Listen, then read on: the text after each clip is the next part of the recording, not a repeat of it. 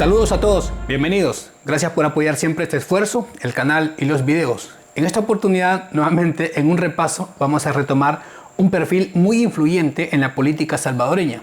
José Dagoberto Gutiérrez Linares, conocido popularmente solo como Don Dago, que en paz descanse por cierto. Lean mucho, estudien mucho, sean buenos hijos, buenos estudiantes y buenos patriotas. Excelente. Y aprendan a hacer política. Todo esto que he dicho yo es política.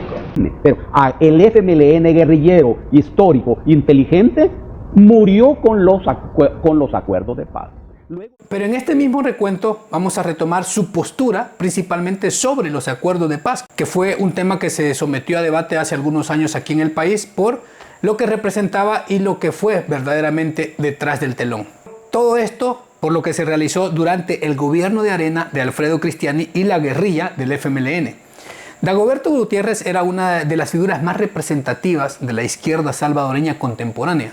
Nació en 1944 en Santa Ana, Chalchuapa, y desde muy joven se vinculó a la actividad política universitaria, convirtiéndose en un dirigente estudiantil de bastante peso en la UES, Universidad del Salvador. Militó y representó a varias organizaciones de izquierda, desde donde escaló a la comandancia general del Frente Farabundo Martí para la Liberación Nacional, esto ya durante el conflicto civil 1980 al 92. Durante el conflicto armado, Gutiérrez destacó como estratega político e ideológico, más que como un comandante de operaciones militares en el terreno. Su papel se centró en la conducción política, la negociación y la representación internacional del FMLN, siendo una de las voces más influyentes dentro de esta organización. Fue precisamente en este marco que asumió la responsabilidad de participar directamente en el proceso de negociación que culminó en los acuerdos de paz de Chapultepec. Esto donde estampó también su firma como uno de los representantes del FMLN. Luego del final de la Guerra Civil, Dagoberto Gutiérrez se consolidó como un analista político, un académico y un crítico social, conocido por sus discursos directos y su mirada crítica tanto hacia la derecha como hacia lo que se convirtió posteriormente la izquierda salvadoreña. Fue vicerrector de la Universidad Luterana Salvadoreña y columnista en distintos medios, donde su análisis ha mantenido mucha vigencia en los debates nacionales. Pero retomando la parte de los acuerdos de paz, él criticó duramente la firma de los acuerdos de paz y llegó a considerarlos algo completamente falso, en total discrepancia con los comandantes históricos y políticos de Arena y también del Frente. Al fin entendieron, así como los chilenos entendieron que Arena y el Frente no son diferentes. Es que cuando terminó la guerra civil, hace más de 30 años, parte de los mandos guerrilleros negociaron con la oligarquía en secreto. Y allí se establecieron los términos reales para el fin de la guerra civil. Cuidado como vos andás creyendo que la guerra civil terminó con los acuerdos de paz. No, hombre. Terminó en esas negociaciones secretas donde se resolvió el motor de la guerra civil, que fue la exclusión política. Cuando los oligarcas dijeron, háganse alcaldes, háganse diputados, háganse ministros, háganse presidentes de la república, háganse cargo del gobierno y nosotros nos vamos a hacer cargo del Estado. Así dijeron. Te estoy contando una reunión donde yo estuve. Dagoberto, tras la firma de estos acuerdos desde el 92, mantuvo por un tiempo su militancia en lo que se convirtió el partido de izquierda y llegó a ser diputado de la Asamblea Legislativa en el 94 al 97. Esto en el marco de la transición de esa guerrilla a un partido político y participante en elecciones. Sin embargo, su visión crítica pronto lo distanció de la línea oficial y de esta organización. Para Gutiérrez, el Frente abandonó todos sus principios revolucionarios que habían motivado la lucha armada y se transformó en un partido electoral tradicional, subordinado al mismo sistema que antes combatía. En múltiples entrevistas y ensayos señaló que la dirigencia del Frente, en vez de encabezar un proceso de transformación social profunda, se integró en un juego político dominado por la lógica neoliberal y los pactos con la derecha.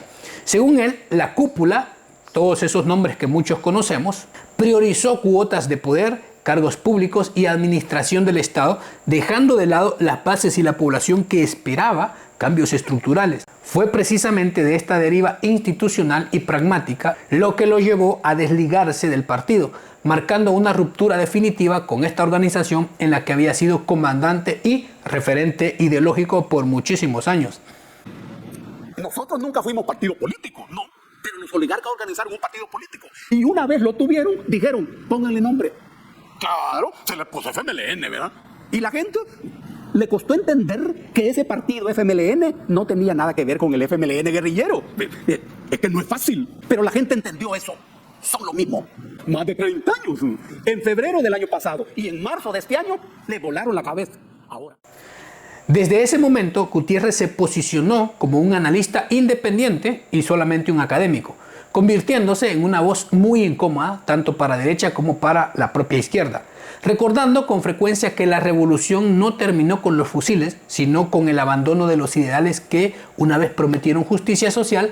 Y quizá, bueno, sí, fue la única voz reveladora de la parte negra de la firma de los acuerdos de paz, ya que para Dagoberto tales acuerdos no representaban la culminación de una verdadera transformación nacional, sino un pacto político-militar que permitió detener la guerra sin alterar las raíces de la desigualdad que la había originado y, por supuesto, manteniendo la corrupción y la concentración siempre del poder.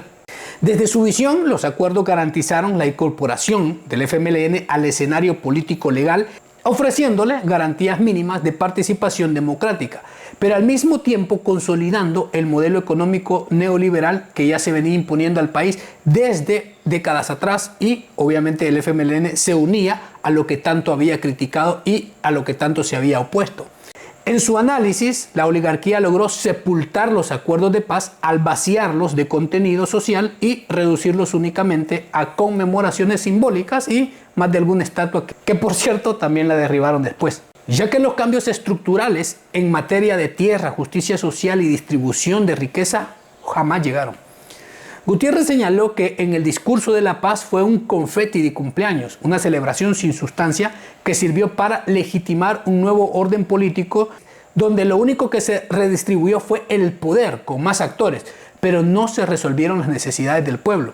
A su juicio, lo firmado en Chapultepec debe entenderse como acuerdos de guerra, porque fueron el resultado directo de enfrentamiento armado y no de un consenso nacional genuino. Para él, incluso existieron negociaciones soterradas entre la dirigencia guerrillera y los grupos económicos, que definieron el rumbo del país al margen de la población. Con esta perspectiva crítica, Dagoberto planteó que los acuerdos lograron cerrar la etapa bélica, pero no abrieron las puertas a una paz social con justicia, sino a una democracia muy limitada y a la perpetuación de las élites en el control de la economía y del Estado, y posteriormente la población llegó a sufrir lo que fue las temidas décadas de las pandillas. El maestro, Dagoberto Gutiérrez, como algunos lo llamaban, quizá fue de los más duros críticos del FMLN. Una vez convertido en partido político y sobre todo cuando asumió la conducción del gobierno desde el 2009 al 2019, con 2 presidencias seguidas, en su visión, la organización que en los años de guerra encarnó algún atisbo de esperanza de transformación social, terminó convirtiéndose en un partido electoral nacional, atrapado en las lógicas del poder y de la administración estatal. Gutiérrez ha señalado que el FMLN traicionó completamente sus raíces revolucionarias porque, lejos de impulsar un cambio estructural, se acomodó al mismo modelo neoliberal que antes había denunciado, llegando incluso a profundizar medidas económicas que beneficiaron a los grandes capitales y a la oligarquía. En sus palabras, el partido pasó a ser un negocio mercantilista, donde lo esencial fue el reparto de cargos, la obtención de prebendas y negociaciones con sectores de poder para garantizar cuotas de gobernabilidad. Según él, la dirigencia del FMLN se desconectó por completo de sus bases populares y del movimiento social que le había dado vida en el periodo de la guerra, priorizando de esta manera la política de cúpulas y el pragmatismo electoral por encima de la justicia de la población.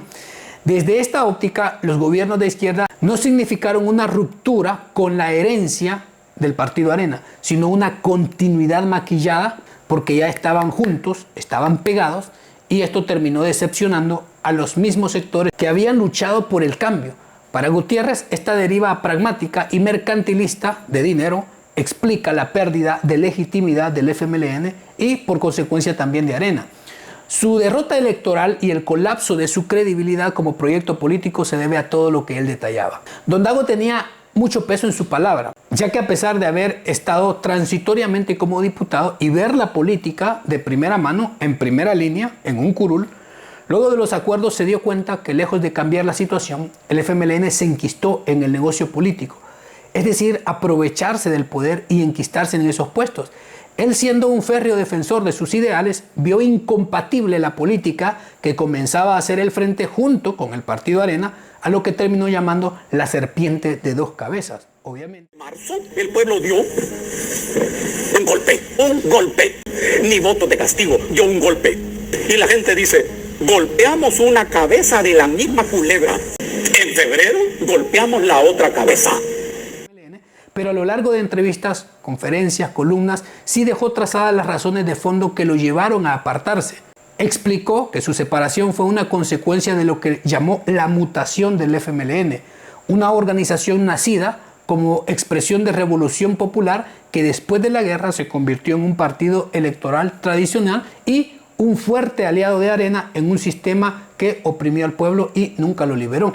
Más preocupados estos por las cuotas de poder que por los cambios estructurales. Señaló también que al ingresar al juego institucional, el Frente aceptó las reglas del sistema que antes combatían, adaptándose como gelatina al modelo neoliberal y pactando con sectores del poder económico a darle perpetuidad a la exclusión. Además, Gutiérrez sostuvo que el desconcierto y la frustración de las bases fue otro detonante de su ruptura. Los militantes esperaban más justicia, reformas profundas, dignificación de sectores marginados, pero recibieron más de lo mismo bajo un color distinto, el color rojo que ellos habían apoyado y habían llevado a ese poder. En varias ocasiones describió al FMLN como un partido que había traicionado las raíces revolucionarias y que se había convertido en una empresa política. Todo por dinero, obviamente, ¿no? El negocio. Esa convicción lo llevó a no militar más y a colocarse en un plano simplemente de analista independiente y mantenerse como académico crítico, donde su voz no pudiera ser condicionada ni por la disciplina partidaria, ni por los intereses de la cúpula, ni por un cargo, ni peor aún por órdenes que le dieran los líderes históricos. Después de haber visto 2 gobiernos del Frente, Dagoberto concluyó de manera inequívoca que el FMLN no representó los intereses de los trabajadores, ni de los campesinos, ni los obreros. Más bien, parte de la cúpula expresaba los intereses de la oligarquía y tenía una cabeza oligárquica, asegurando que el partido estaba en una total desconexión después de tantos años, separada toda esa cúpula, la dirigencia que se había emborrachado con las mieles del poder y el dinero, muy lejos de la base social. Principalmente todos esos que habían utilizado, adoctrinado y usado para el conflicto social era la gente más olvidada. Ahora bien, el partido FMLN. Es que el partido FMLN no existe. Desde que hace unos 30 años, una parte de la oligarquía negoció con una parte de los mandos guerrilleros. Y se ofreció a esa parte de los mandos guerrilleros un instrumento partidario. La oligarquía hizo un partido y dijo a los guerrilleros, aquí está el partido, pónganle nombre. Y ahí se optó desde ese tiempo por el camino de los negocios. Es que ustedes traicionaron las esperanzas y la confianza que la gente puso en ustedes. Ustedes usaron el aparato del gobierno para enriquecerse y para engañar a la gente una y otra vez. Simplemente el pueblo los ha echado, los expulsaron.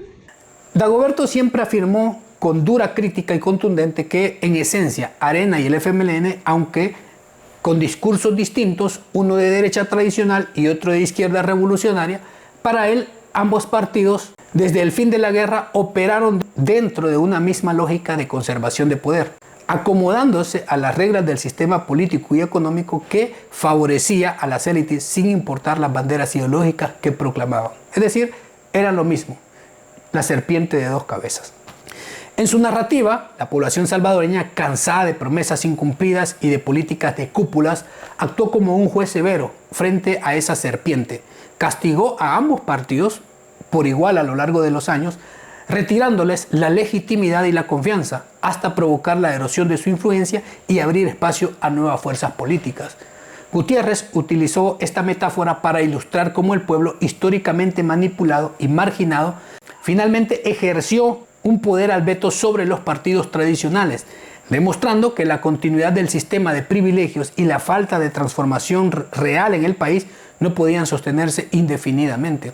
Después de 3 décadas desde la firma de los acuerdos de paz, podemos decir que Dagoberto tenía mucha razón.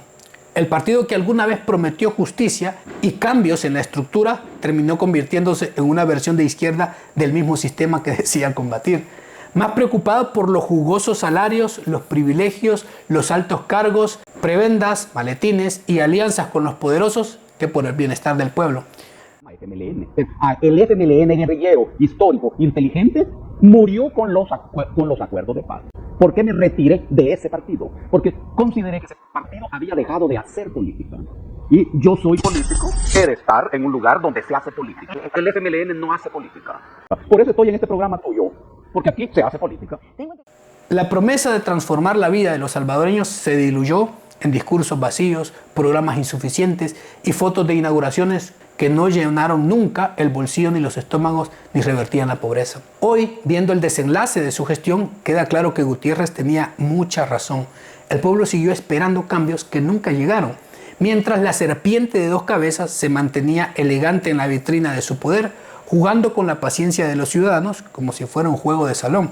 Aunque Dagoberto Gutiérrez militó solo un breve periodo dentro del frente, después de la firma de los acuerdos de paz, los cuales él mismo dijo que sabía que eran en un trasfondo muy oscuros y falsos, supo que el frente ya estaba muy lejos de los ideales que había motivado la lucha armada. Desde muy temprano detectó la traición al pueblo. Esta confirmación lo llevó a desligarse, a apartarse del partido, rechazando de manera tajante el camino de la corrupción.